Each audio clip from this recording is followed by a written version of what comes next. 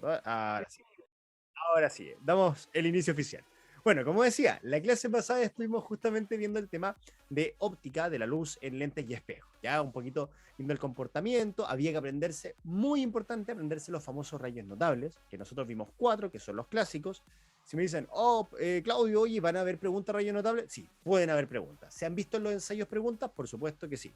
No tanto de, ni siquiera el hecho de, por ejemplo, formación de imágenes en espejos cóncavo, convexo, los lentes bicóncavo, biconvexo, lo que estábamos viendo la vez pasada. No, no solamente con eso, también directamente han hecho preguntas de rayos notables, ya para que lo tengan en cuenta. Hay que aprendérselo sí o sí. Aparte, si es que no entendieron mucho el tema de la formación de imágenes porque quizás se le hacía un poco complicado, sobre todo, por ejemplo, cuando vimos el espejo cóncavo, de que cuando uno se iba acercando al espejo, como que cambiaba y era, finalmente se iba haciendo cada vez más pequeñito, más grande, o de repente era virtual y de repente cuando estaba muy cerca pasaba a ser la imagen real. Ya, cosas raras pasaban, ¿cierto? No sé si lo recuerdan. Bueno, teníamos la tablita. ¿Qué tablita? La que había que estudiarse de memoria, ¿ya? Que tenía que ver justamente con todas estas cosas o propiedades respecto a óptica, ¿ya? Ahora bien, tengo una pregunta que hacerle muy sencillita en todo caso, creo yo a mi parecer, espero que ustedes también lo sea, respecto a esta materia, una pregunta oficial, y vamos a avanzar con la materia directamente. Nos vamos a ir a ondas sísmicas, vamos a ver el interior de la Tierra, vamos a ver la estructura interna de la Tierra y lo que nos dé el tiempo para empezar a ver artefactos tecnológicos. ¿Ya? Todo esto obviamente parte del tepario de la PAES, actualizado ya. Eso se sabe que supuestamente va a entrar sí o sí, ¿vale? Entonces, sin más preámbulos, vamos a partir. Voy a bajar la música un poquito más, yo creo. No sé si estará muy fuerte, dame un segundito. Un segundito. Vamos a bajar ahí un poquito más despacito, que quede como más ambiental. Ya, esa es la idea. Y partimos entonces. Ponemos acá, compartimos el sonido igual y le damos. Esto lo dejamos solamente así para que me vean a mí después. Y estamos. Chicos, chicas, pregunta oficial del DMR. Ojo con esto. Lo que estábamos viendo en la clase pasada, ¿ya? Sobre el tema de espejos y de, obviamente, lo que se ve, ¿cierto? Formación de imágenes. Dice, una bailarina se encuentra girando frente a un espejo plano, ojo, espejo plano, dispuesto verticalmente. Al respecto, ¿cómo es el tamaño de la imagen y el sentido de giro que se observa a sí misma la bailarina? ¿Ya? ¿Será de igual tamaño que ella y gira en el mismo sentido? La letra B será de igual tamaño, pero gira en sentido opuesto. La letra C es de mayor tamaño y gira en el mismo sentido. La D es de menor tamaño y gira en el mismo sentido. O la letra E es de menor tamaño y gira en sentido opuesto. ¿Cuál será? ¿Cuál se animan? Ahí los leo en el chat, a ver qué les tinca. O si quieren, denme un segundito, les paso, creo que estaba habilitadas las votaciones, ¿no? Ahí, para que la pongan ahí. Sí, la acabo de habilitar acá. A, B, C, D, O, E. ¿Qué les tinca? Ojo, espejo plano era el más fácil de todos. Es el que todos tenemos en nuestras casas. ¿Ya? ¿Cuál será? Le vamos a dar un ratito para que la piensen. Tienen que pensar bien y pónganse en el lado, piensen que están mirándose en un espejo plano. ¿Qué es lo que ocurre ahí? Ya, acá estoy viendo las primeras respuestas. Bien. ¿Dos personas más? ¿Vamos?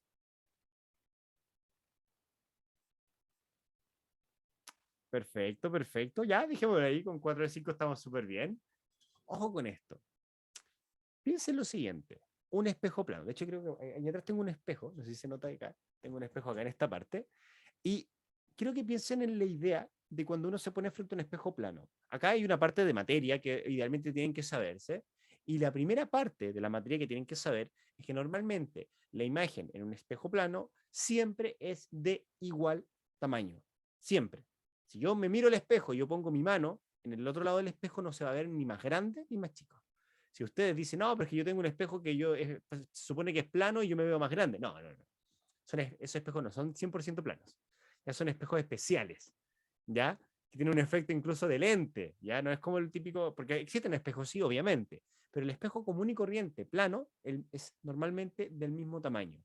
¿Ya? Eso tienen que tenerlo en cuenta, siempre. ¿Ya? Ahora bien, cuando pensamos en la bailarina, bien, vamos a avanzar un poquitito acá. Creo que esto está desarrollado a poquitito. Perfecto. Este, de hecho, está sacado, ojo, del solucionario del Rembre como tal. Tienen que ver una cosa.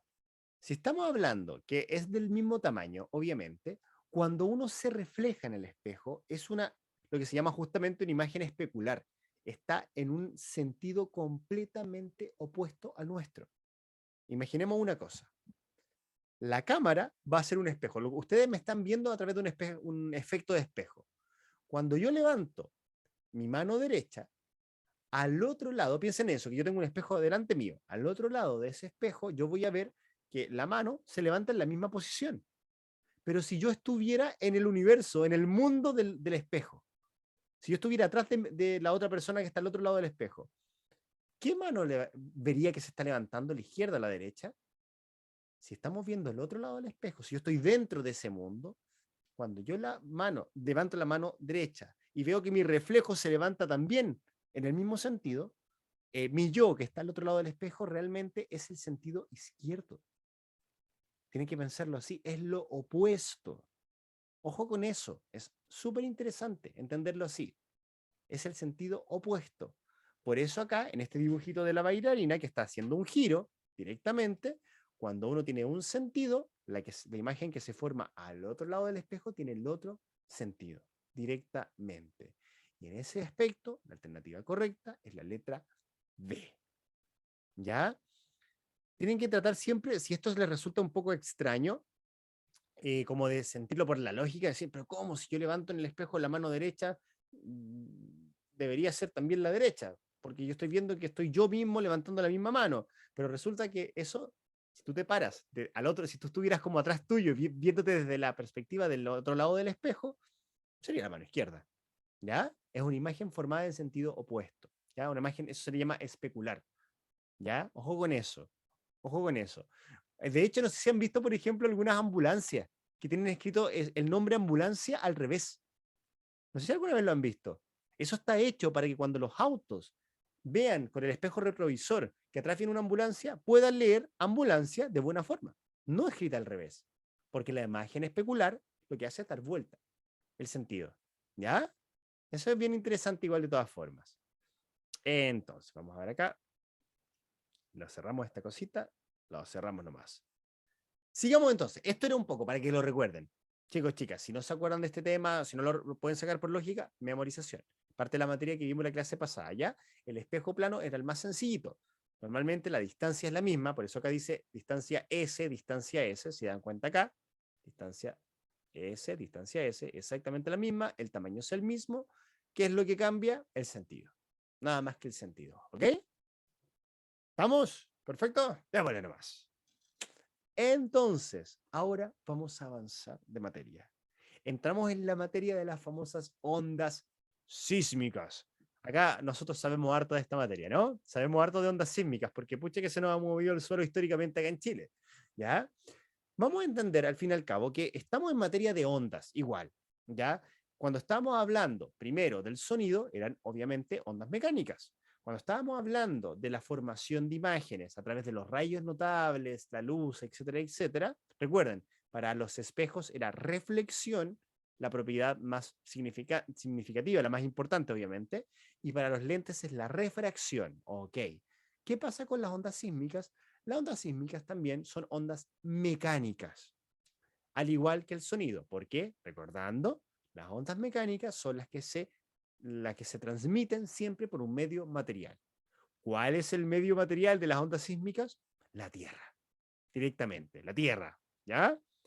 Entonces, veamos unos conceptos muy básicos. A lo mejor algunos de ustedes ya lo saben, porque estos son un clásico de clásicos cuando uno habla sobre sismo y todo eso. Lo primero, diferenciar hipocentro de epicentro. Cuando hablan de el epicentro fue a 20 kilómetros de, no sé, de Talca, por ejemplo, tirar un nombre, o a 10 kilómetros, a 2 kilómetros, da lo mismo. Cuando se habla de epicentro es directamente indicar cuál es el sector más cercano donde se sintió, pero ojo que se refiere al sector completo, al total, y sobre todo el que se representa en la superficie, ¿ya? En la parte de la superficie. Y normalmente esto está sobre otro concepto que se llama el hipocentro, y el hipocentro se refiere directamente en qué lugar interiormente de la Tierra se empezó a originar el sismo. ¿Ya? Epicentro, hipocentro. Normalmente en la televisión, en la tele, en la radio, hablan del epicentro, obviamente, que es donde se sintió, acá en la superficie, donde vivimos nosotros, obviamente. Pero aparte está el hipocentro, que se refiere justamente a la parte interior, normalmente a qué profundidad, etcétera, etcétera. ¿Ya? Clarito con eso, ¿no? Hipocentro, adentro, directamente de la Tierra, la parte interna, epicentro, la parte ya un poco más externa. ¿Ya? Y normalmente, también lo clásico, es que el epicentro está arriba del hipocentro. ¿Vale? Habiendo entendido esto, hay que entender justamente cómo o cuáles son las ondas sísmicas directamente. Y vamos a tener 4. Ojo que esta lámina es súper de resumen, súper de resumen. ¿Ya? Tenemos las profundas que se van a dar, obviamente, al interior de la Tierra, o sea, más cercano al hipocentro, ¿ya? Y de hecho, todo esto va a servir hasta llegar hacia la superficie de la Tierra. Esas son las profundas, y también tenemos las superficiales, que son las que directamente se propagan por la superficie de la Tierra. ¿Ya? Entonces, ¿cuáles son estas 4 ondas? Directamente, la vamos a anotar acá primero como a forma de resumen: la P, la S, la L y la R. ¿Ya? Ojo con eso. Esas son las 4 ondas superficiales. Hay una memotecnia para hacerlo esto. ¿Ya? Es como, pásalo bien, pásalo rico, por ejemplo. Pásalo rico. Esa es la memotecnia. Pásalo rico. PSLR. ¿Ya? Ahora, independientemente de la memotecnia que existe y todo eso, hay que diferenciarlas. Tenemos las dos primeras que son las profundas y las otras que son las superficiales. Normalmente con estas como dibujitos como que apenas se entiende, así que se las voy a explicar de inmediato. Ojo con esto. Primero, las profundas, tenemos las P y las S, que se llaman P de primarias, S de secundarias. Eso es como fácil de entender igual. Lo que cambia acá es justamente el tipo de onda, el tipo de propagación de la onda. ¿Ya? Esto es súper interesante porque hay dos formas de propagar ondas. Por ejemplo, imaginemos que tenemos un resorte. ¿Ya? Vamos a imaginar un resorte, lo tenemos así. Tenemos un resorte. Yo puedo propagar una onda a través de este resorte de dos formas. Uno es subiéndolo y bajándolo, y al hacer eso, lo que va a pasar con este resorte es que va a hacer esto. Imagínense que está en el suelo. Entonces, al subirlo, hacerle chut. Esto es como una cuerda también, como cuando uno, no sé si alguna vez jugaron con una cuerda, uno la tira hacia arriba y esa onda se va propagando. Ok, ahí teníamos una. ¿Ya? Eso directamente se refiere a las ondas de tipo que se le llaman transversales, o en este caso secundarias. Si se dan cuenta, es un movimiento para arriba y para abajo, parecido al tren de ondas que siempre hemos visto. ¿Ya? Eso es un clásico, la secundaria. No obstante, hay otra forma de propagar ondas que tiene que ver con la primaria. ¿Cómo yo podría propagar una onda primaria? Directamente no moviéndola hacia arriba y hacia abajo este resorte, sino que directamente empujándolo hacia adelante. ¿Qué va a pasar cuando yo empuje hacia adelante? Que van a haber sectores en el cual el resorte va a estar más apretadito, y en la medida que esto vaya avanzando, van a haber sectores que van a estar más separados. Se va apretando en cierta parte y se va separando en cierta parte. Por eso en este diagrama aparecen líneas acá más juntitas y acá más separadas. Acá más juntitas y acá más separadas. Al fin y al cabo, esto es lo que se llama directamente una transmisión de onda longitudinal. Van en un puro sentido, en un puro plano, así. ¿Ya? La transversal van así. La típica, la que nosotros siempre hemos visto en el tren de onda y todo eso. En cambio, esta van como empujándose.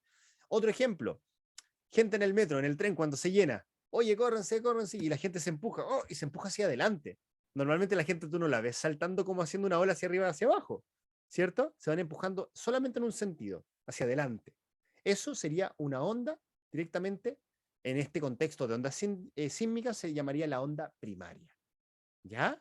Ojo con eso. Tenemos primaria, secundaria. La primaria sería una transmisión de tipo longitudinal, así en un puro sentido, y la secundaria sería transversal, o sea, un vaivén arriba hacia abajo. ¿Ya? Eso es lo primero, son las ondas profundas. ¿Y cuáles serían las ondas superficiales? Las que están acá abajo, acá en esta parte. Las superficiales tenemos dos tipos. Las love, ¿ya? Así se le llaman, como de amor, ondas love, y las Rayleigh, que al fin y al cabo tiene que ver un poco con ondas de... Este seguramente es del científico que lo hizo, ¿ya? Pero es una onda como un poquito más elaborada. Se las explico de inmediato. Las love, para que entiendan este dibujito, es como ver a una serpiente zigzagueando en la Tierra. Está haciendo así, va para allá, va para allá, pero es a nivel de la Tierra. Ustedes la ven moverse así. Bueno, en este caso, esta propagación de ondas superficial está ocurriendo porque parte de las placas, de las partes de la Tierra, están también zigzagueando. Unas van para un lado, la otra para el otro, para allá, etc. A nivel, ojo de nuevo, superficial. Estas son las LOV, ¿ya? Las que van zigzagueando. En cambio, las ondas R o las Rayleigh, lo que ocurre es como que, de alguna u otra forma, es como que viniera lo que pasa con el agua en el mar. Es como que fuera una ola. Estas ondas es como muy parecido a lo que podría ser una secundaria, pero ya obviamente a nivel de superficie, hace que la Tierra se mueva así. Ahora, hacia abajo y hacia arriba. ¿Se acuerdan que la superficial, la LOV, era como a nivel de Tierra, como que se mueve para izquierda a derecha, va rectando? ¿Ya? En cambio, la LOV es para abajo y arriba, como una onda así. Cuando ustedes sienten este movimiento así, que se van para arriba y para abajo cuando hay temblores o terremotos, es la LOV. Si se mueven para los lados, es la, perdón, cuando va para arriba y para abajo es la Rayleigh, y cuando es para los lados es la LOV. ¿Ya? Ojo con eso. Por eso se ve esta flechita que está acá, que es como que va para arriba y para abajo. Se forman como bolitas, pero de tierra. Les hago una pregunta. ¿Cuál creen ustedes que son las ondas que uno más la pasa mal? ¿Cuáles son las que nosotros decimos, oh, está temblando, o oh, terremoto, y que dejan la embarrada? ¿Las profundas o las superficiales? ¿Cuáles creen ustedes que son las que se sienten más fuertes? ¿Se les ocurre? ¿Alguien que se atreva ahí ¿quién se anima? A ver, ¿cuál será? ¿Cuál será? ¿Qué tipo de onda será? ¿Profunda o superficial?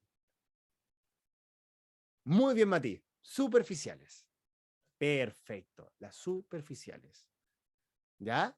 Las superficiales son las que se sienten. Y de hecho, ojo, que mire lo que vamos a ver acá.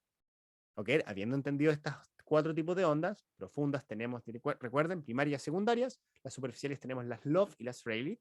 ¿Ya? Recuerden, pasen lo rico. el PSLR, ¿ya? Nuestra memotecnia. Miren lo que pasa con el sismograma. ¿Qué es un sismograma? Rápidamente, no me interesa profundizar tampoco tanto más allá, porque después igual vamos a hablar sobre aparatos tecnológicos. Es directamente un diagrama que es obtenido para poder determinar la intensidad de un sismo en el tiempo y está hecho a través de una maquinita que se llama el sismógrafo. Ya, así de simple. Ya lo vamos a dejar así. ¿Qué ocurre acá? La primera onda primaria, la P, cuando se siente un sismo, si se dan cuenta, mira, hay como un pequeño, algo está pasando, va a temblar. Después, se está empezando a mover la onda S, ya la secundaria. ¿Y qué pasa cuando llegan las ondas superficiales? ¡Pam! Ahí es cuando se nos mueve todo. Efectivamente. Lo mismo que acá. Esto sería como algo más esquemático y esto un poquito más realista. Este que está acá abajito. ¿Ya? Normalmente, las ondas superficiales aparecen acá. Si me dicen, Claudio, oye, ¿esto podría ser una pregunta de prueba? Por supuesto que sí. Les podrían poner acá X, Y, y acá te pueden poner, no sé, por ejemplo, así todo esto, Z, en un cuadrito. Y te dicen, determine qué tipo de ondas tenemos en relación al siguiente sismógrafo. Claro, sismograma en este caso. Entonces tú ya sabes, ya mira, X, Y y Z. ¿Cuál sería la X? Primaria. ¿Cuál sería la Y? Secundaria. ¿Cuál sería la Z? Pueden poner LOV y Rayleigh o directamente ponerle las profundas. Sabemos que ahí están entre medio las dos profundas. Ahí ya es difícil diferenciarla obviamente una de otras porque las dos están en la superficie dejándola embarrada en el momento. ¿Ya? Pero eso ya lo saben ahora. ¿Ok? Parte con la primaria, un nombre muy fácil, primaria parte primero, secundario parte segundo, bacán, eso es fácil ya saberlo. Acordarse que la secundaria tiene un poquito más de energía que la primaria, llega con un poquito más de energía, y ya la superficial, obviamente, que son las que se propagan a nivel de superficie, es la que dejan la embarrada normalmente acá en la superficie, valga la redundancia. ¿Vale? ¿Cómo estamos? ¿Piola?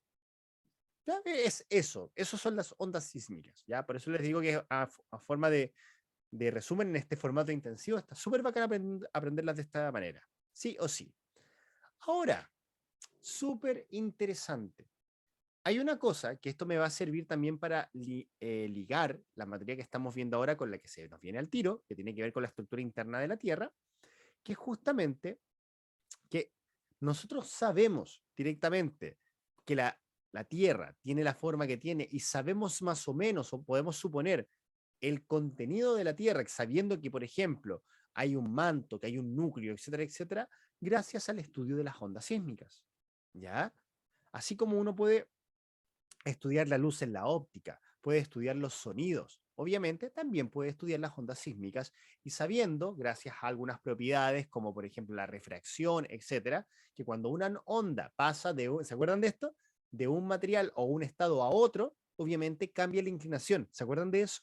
Bueno, resulta que eso se estudia en la Tierra y gracias a eso nosotros podemos determinar que existe un núcleo externo y interno, que existe un manto que está en la superficie, etcétera, etcétera. Hay teorías, esas típicas teorías así como que hablan de, no sé, tierra plana, por ejemplo, con medias conspiranoicas. Bueno, también no sé si sabían que hay uno que es de la tierra hueca. ¿Ya? Es súper loco. La gente que cree que la tierra es hueca, casi que en algún lugar del planeta Tierra, como que supuestamente hay una conexión con el interior y supuestamente en el interior como que hay un sol interno y acá hay vida, hay ciudades, tecnología y casi que incluso hay dinosaurios dentro de la Tierra. ¿Ya? Bueno, ¿qué quieren que les diga? Teoría conspiranoica, nada más que eso. ¿Ya? ¿Ok? Pero nosotros sabemos que no es así, justamente por el estudio de estas ondas. ¿Ya? Es la forma en la cual siempre se ha podido entender y estudiarse. ¿Ok? Bueno, entonces, vamos a dejar esta parte hasta acá, porque de inmediato nos vamos a saltar, esto lo vamos a cerrar nomás, de inmediato nos vamos a saltar a la otra parte de la materia. Ya, denme un segundito para ponerla. ¿Cómo vamos hasta ahora? ¿Cómo estamos? ¿Bien? Vamos a ver acá. ¿Dónde lo tengo? ¿Dónde lo tengo? Acá está. Súper, súper. Vamos con la siguiente parte. ¿Ya? Esta, en términos de capítulos, ojo con esto, no es la tercera clase realmente, pero en términos de capítulos, hablando de materia, lo vamos a definir como una tercera clase. ¿Ya? Que sería la estructura interna de la Tierra y ver una parte de aparatos tecnológicos. ¿Ya? Que eso entra también. Está en la PAES, empezó, de hecho, sobre todo el tema de aparatos tecnológicos, igual lo vamos a estudiar de una forma bien, yo diría piola, ¿ya? Sí, bien piolita, porque al menos lo que fue la PDT del año pasado, a final de año, lo que fue esta PDT de invierno, al menos yo di la del año pasado, este invierno no la di en todo caso, pero según lo que supe tampoco, no había aparecido nada de aparatos tecnológicos. Se presume que ahora sí deberían incluirlos. Eso sí que sí. Así que tenemos que ver varios artefactos, ver cómo funcionan y todo eso. Pero lo interesante que el funcionamiento de la gran mayoría de todos estos aparatos tecnológicos se basa en las propiedades de las ondas, que ya hemos estudiado hasta ahora. Prácticamente todo tiene que ver con ondas, o al menos la gran mayoría, ¿ya? Con luz, con sonido, ondas mecánicas, electromagnéticas y eso, ¿ya? Ojo con eso. Interesante, muy, muy interesante. Pero bueno, partamos con esta sección. Hablemos un poquito de historia de la Tierra. Nos vamos a ir un poquito a otra parte. Esto, de hecho, es bien interesante porque imagínense que lo estamos viendo ahora en una clase de física, pero normalmente igual se podría ver en una clase de historia, en una clase de, bueno, no sé si historia tanto, pero una clase, mejor dicho, de biología también, para entender varios fenómenos, ¿ya? Porque esto ya es casi que es geología, estos son fenómenos geológicos del inicio de los continentes. Esto es lo que se llama la famosa deriva continental, ¿ya? ¿Qué es la deriva continental? Supone, es una teoría directamente, no es algo que esté 100% comprobado, pero es muy aceptada, muy, muy aceptada, ¿ya? Una teoría que establece que todos los continentes en un principio estaban juntitos, en un gran continente. ¿Ya? Esa es como un poco la idea. Ese continente inicial se le llamaba Pangea, no sé si han escuchado hablar alguna vez de ese nombre.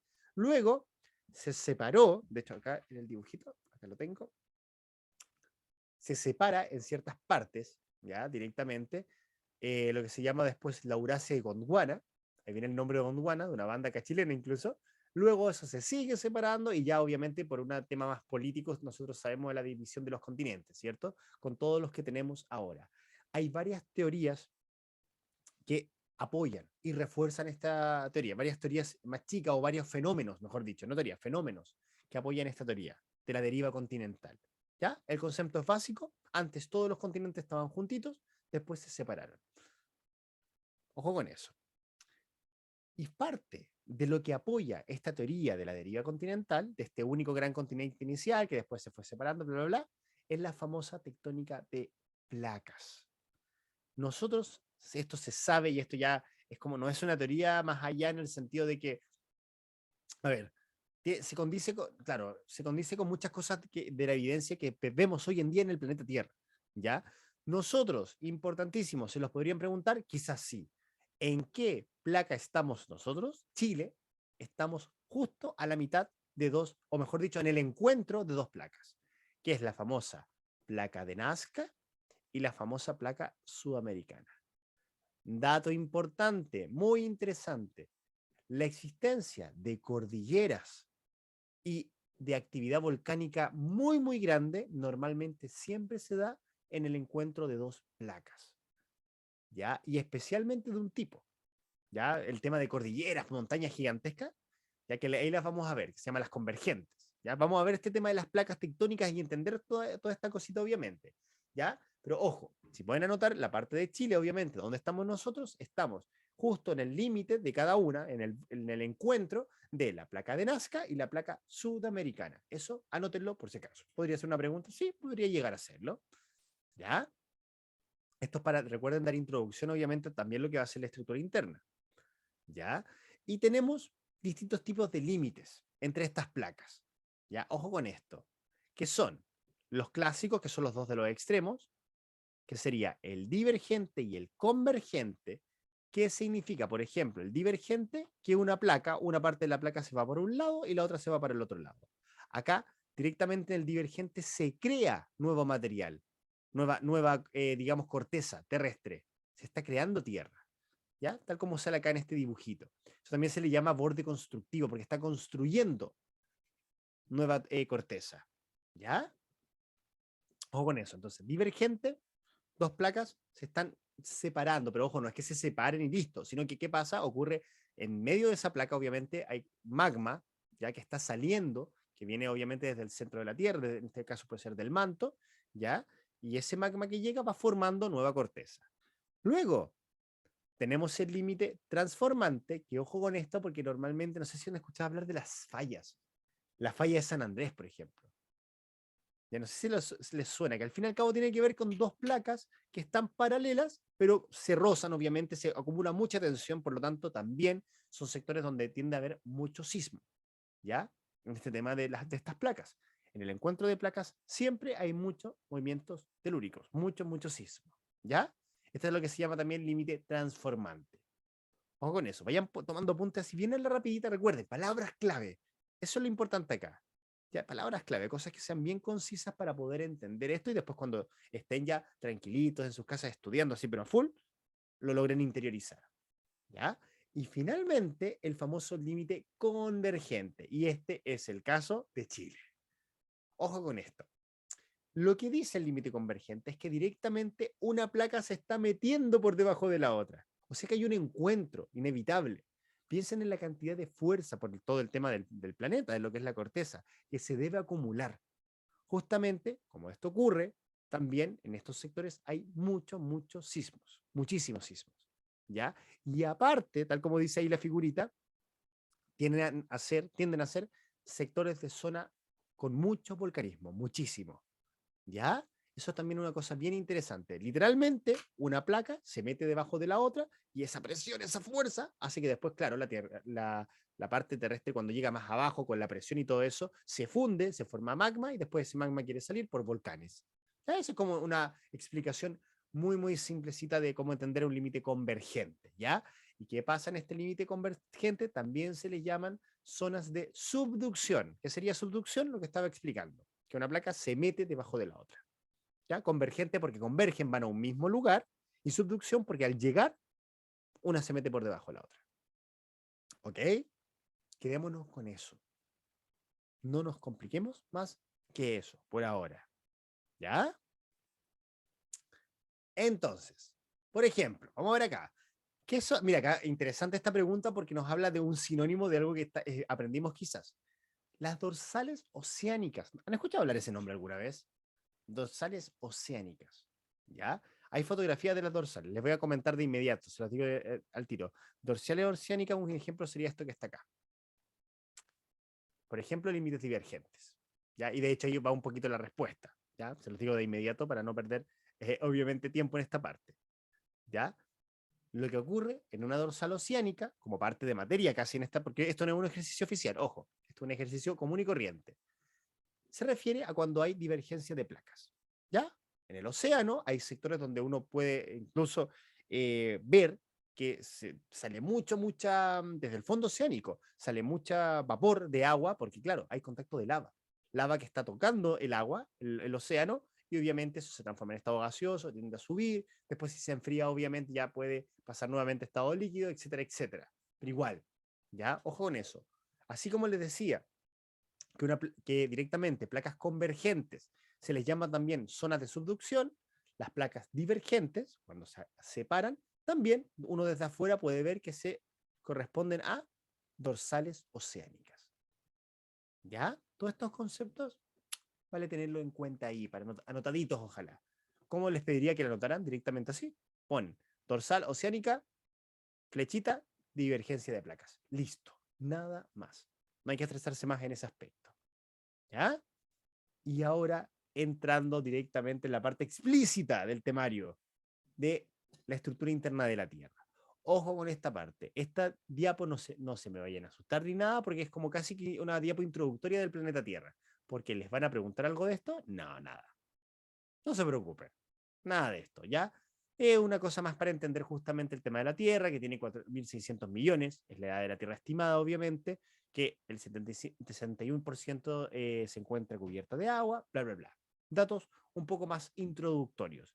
Lo que sí me importa, que tienen que saber es, uy, perdón, me pasé por uno, es lo que está acá. Chicos, chicas, esto de memoria. Existen dos modelos para entender la estructura interna de la Tierra, que es el modelo dinámico o geofísico y aparte el estático o geoquímico. ¿Qué significa uno del otro? ¿Cómo lo puedo diferenciar por definición? De hecho, ¿por qué existe uno y por qué existe el otro? Uno se refiere a directamente la composición de la Tierra, ¿ya? La estructura como composición, ¿de qué está hecho? Y el otro, el dinámico, se refiere a cómo se comporta. ¿Cómo es esa parte del planeta Tierra? ¿Es más fluido, es más compacto, tiene más temperatura, tiene menos temperatura, más densidad, menos densidad, etcétera, etcétera? Todas esas cositas influyen. En cambio, en el estático, no, composición.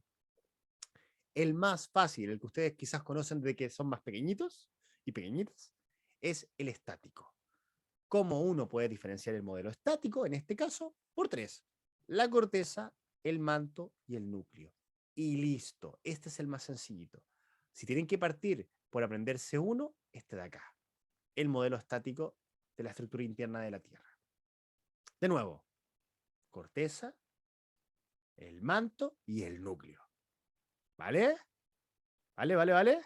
Entonces, ahora, ¿qué pasa con esto? Acá se pueden dar cuenta que, claro, nos están diciendo, mira, en la corteza tenemos harto granito, andesita y basalto. Estamos hablando de tipos de rocas, ¿ya? ¿Es necesario llegar a este detalle? No, quizás no tanto. Pero, por ejemplo, sí me gustaría mucho que se acordaran que, por ejemplo, en el núcleo hay hierro y hay níquel. Al fin y al cabo, metales. Y justamente se sabe que esta composición alta en hierro ayuda, por ejemplo, al tema de todo el campo electromagnético de la Tierra. Todo el electromagnetismo que hay en la Tierra tiene que ver también justamente porque hay una polarización a nivel de núcleo de la Tierra, terrestre, del planeta completo. Si no fuera por eso, no podrían existir un montón de cosas que conocemos respecto al uso de tecnologías, por ejemplo, digitales, etcétera. ¿Ya? Súper interesante esa parte. Entonces, tenemos modelo estático, corteza, manto, núcleo. Ahora, nos vamos al dinámico y ahí los ponemos un poquito más complicados, porque tenemos simplemente más opciones. Fíjense acá. Tenemos en primer lugar la litosfera.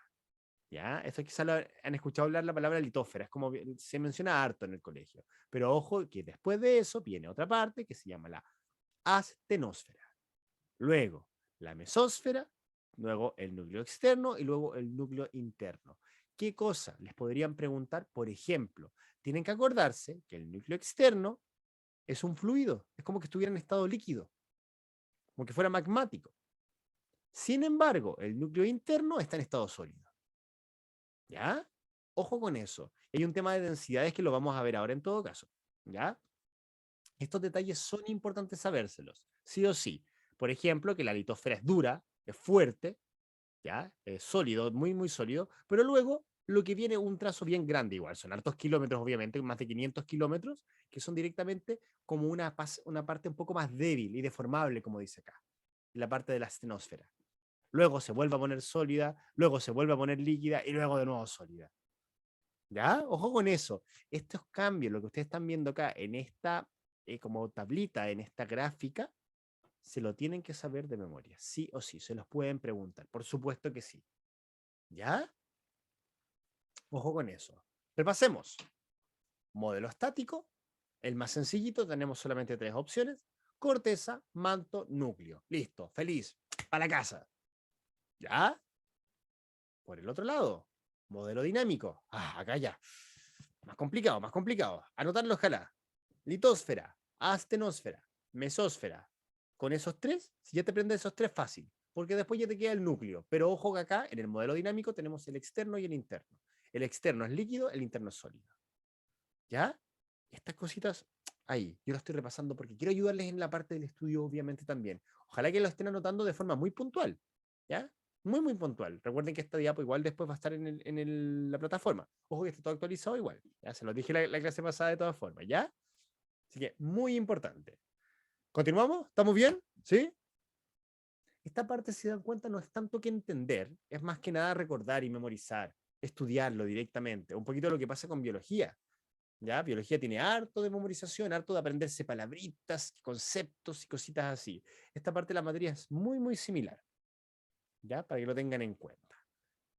Entonces, sigamos entonces con esta parte.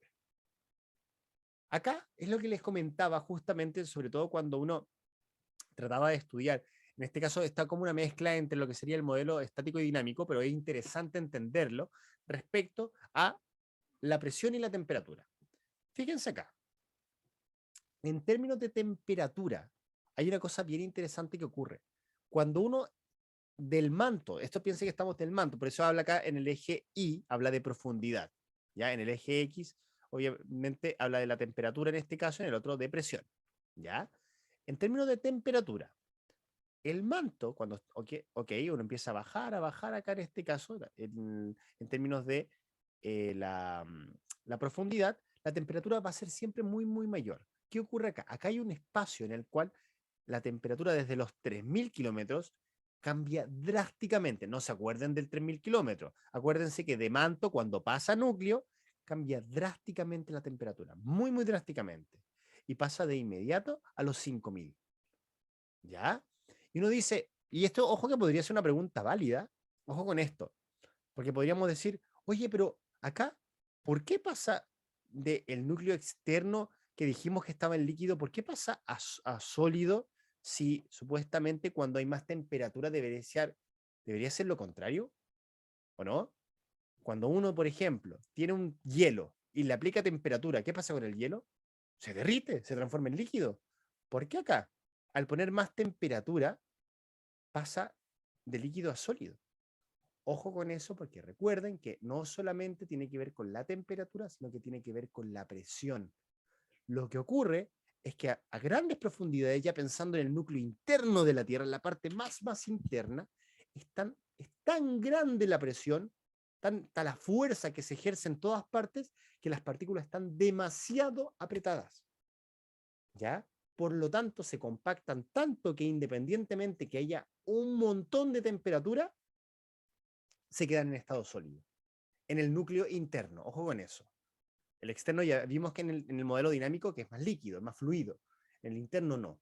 ¿Ya? Ojo con eso, es tan fuerte, piensen que es el peso de todo el planeta Tierra concentrado, literalmente, ¿ya? En el núcleo interno, ¿ya? Por eso es que está en estado sólido. Interesante esa parte, ¿ya? Ojo con eso. Esto es lo que representa directamente este gráfico de acá, para que lo tengan en cuenta. Sí o sí, acá tiene que ver con la temperatura y la presión.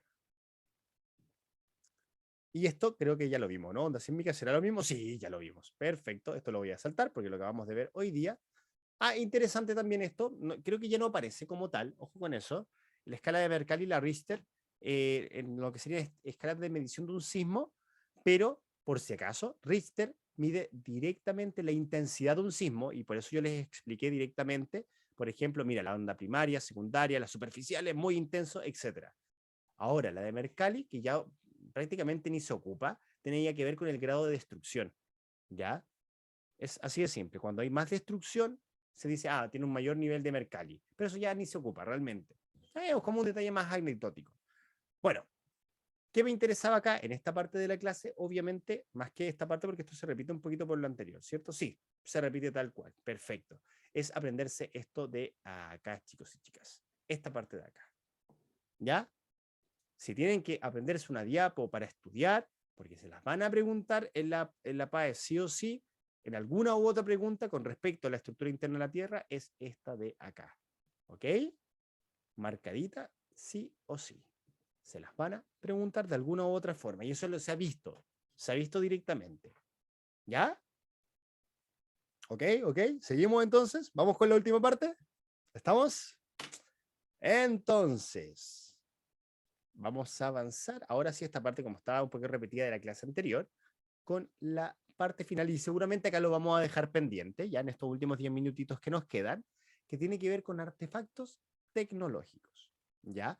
Esta parte, ojo con esto, porque esta parte está incluida, como les decía, en lo que fue la PDT de este año, de invierno, lo que fue la PDT del año pasado, y me sorprendió verlo también para la PAES de este año, porque como les comenté también, no había entrado nada, hasta ahora, ¿ya? No había entrado nada hasta ahora.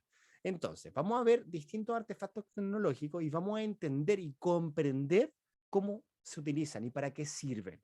Ese es el objetivo de esta parte de la clase, ¿ya? Poder familiarizarnos con la tecnología directamente y entender justamente cuál es la física que hay detrás de todos estos aparatos tecnológicos, ¿ya? A eso vamos, a entender la física detrás.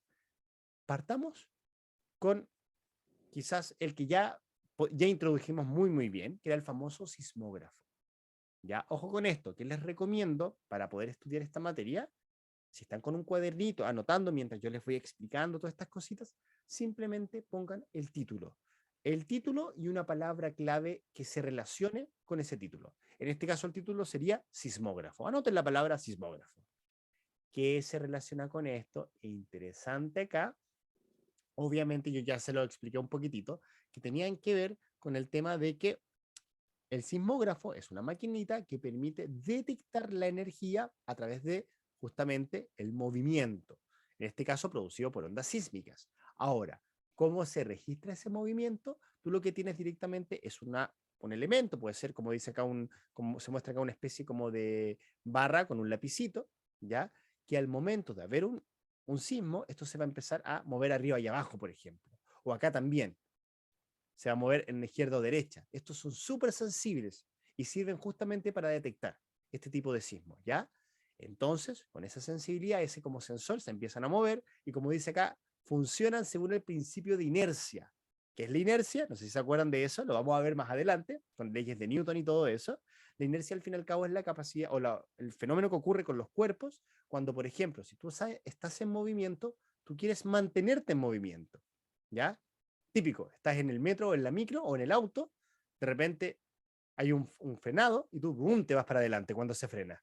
Y si es que alguien acelera, ¡pum!, te vas para atrás cuando hay una aceleración. Eso es directamente la inercia. Entonces, ese fenómeno que uno lo percibe cuando está en un vehículo, también lo puedes percibir el sismógrafo cuando hay un movimiento sísmico, ¿ya? Y eso se registra. Y ahí es donde nosotros después reconocemos, obviamente, las ondas, las principales, las primarias, secundarias y después las profundas, ¿cierto? Las Rayleigh y las Love, ¿ya? Directamente a un detector de movimiento. Eso hace un sismógrafo. Violita, ¿ya? Muy resumido es lo que vimos anteriormente. Vamos a ir así, muy avanzando de esta forma muy sencillita. Siguiente, el famoso ecógrafo. Perdón, el ecógrafo. ¿Qué pasa acá con el ecógrafo? El ecógrafo funciona en base a ondas. ¿De qué tipo? Ondas mecánicas o sonoras. ¿Son ondas que nosotros podamos escuchar? No. Recuerden eso, ¿se acuerdan del espectro audible? El espectro audible iba de los 20 a los 20.000 Hz. ¿Ya? De los 20 a los 20.000. Muy importante acordarse de ese pequeño detalle. Entonces, ¿qué ocurre acá con el ecógrafo? Es directamente, y ojo que este funcionamiento se va a repetir. Se va a repetir en varias como ocasiones, directamente. Cuando tú, en un ecógrafo, tú emites una onda, uno lo que esperaría es que obviamente por propiedades de las ondas que vimos, ¿se acuerdan de la propiedad que se llamaba reflexión? Que era cuando una onda chocaba. Lo que pasa acá, que las ondas van, avanzan, avanzan, avanzan, chocan y se reflejan y se devuelven. ¿Ya? En ese momento, cuando chocan y se devuelven, lo que nosotros hacemos es captar, registrar esa reflexión. Y resulta que obviamente, según los órganos que estén dentro del cuerpo, van a haber reflexiones que van a llegar en un momento, otras en otro momento, etcétera, etcétera. Y eso ayuda justamente también a entender qué es lo que hay dentro del cuerpo. ¿Ya? O sea, que directamente el ecógrafo, primero, pues si tenemos que anotar una idea principal, trabaja con ondas sonoras o ondas mecánicas, obviamente, como dice acá, de alta frecuencia, pero ¿qué es lo importante acá? La reflexión. ¿Ya? Cuando se ve la guaguita directamente, uno lo que hace al fin y al cabo es jugar con la longitud de la onda para que trate de entrar, obviamente, un poquito más o menos, bla, bla, bla.